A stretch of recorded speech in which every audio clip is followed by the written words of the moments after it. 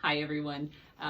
We just wanted to do a little recap from our last Samuel group, and also to prepare us a little bit for Lent, which is coming up soon here.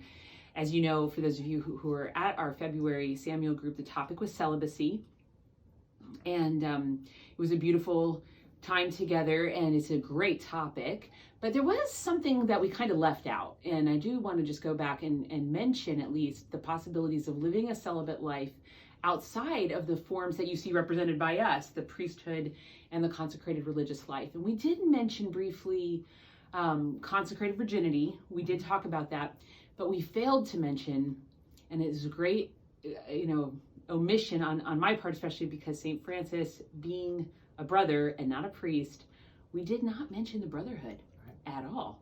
And so to honor St. Francis and to honor all the brothers of the world, just to at least say that is a possibility for a vocation. Some men are called to celibacy, are called to a life of poverty and obedience, the evangelical councils, but are not called to the ordained expression of that. And at least needs to be said, if something is moving in your heart about that, you can do more research on it, but we at least have to say it. Right. Not every man is called to be a priest. Some men are called to serve the Lord, as St. Francis was called to serve the Lord, and not in ordained ministry, which allows him the freedom to be able to put himself at the service of the poor, of education, not worrying about the administration necessarily of the church or even the sacraments, being able to love those things deeply, but not be an administrator of those sacraments, of those gifts of the church. Mm-hmm.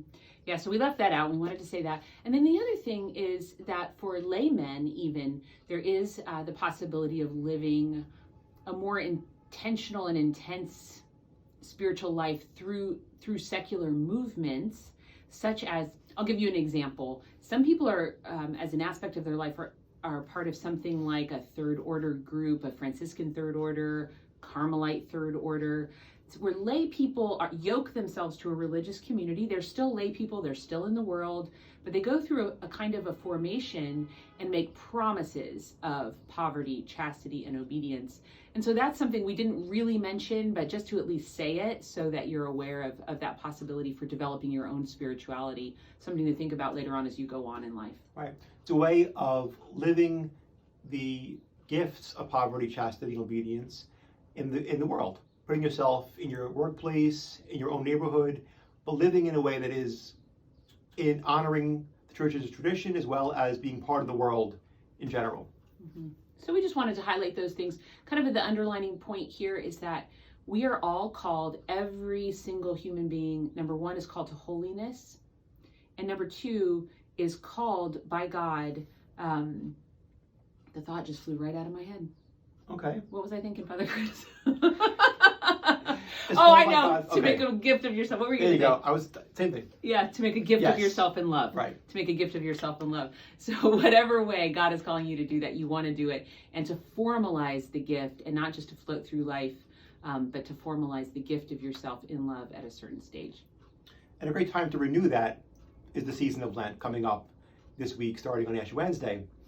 It's a beautiful 40-day retreat that the church gives us every year to open our heart to receive the gift of Easter joy after Lent's over. One of the great temptations in Lent, as we're fervent about our faith, is to want to do 10 different things. And what happens is we end up doing 10 different things kind of haphazardly. My advice that works for me and other people that I deal with, take one, at the most 2 things to sacrifice or to spiritually grow in, and do those 1 or 2 things well. To focus on that rather than trying to do too many things and not being able to do anything as well as you'd wanted to. But the things we give up should be challenges for us, things that hurt a little bit. And the point is not that we had this during Lent, Easter comes, then back to indulge in that again. It's a matter of we embrace this during Lent, we sacrifice something, and when Easter comes, I have a good habit now built up, a virtue, to be able to handle those things in a more proper and spiritual and pious way. So the season of Lent gives us that opportunity. Mm-hmm.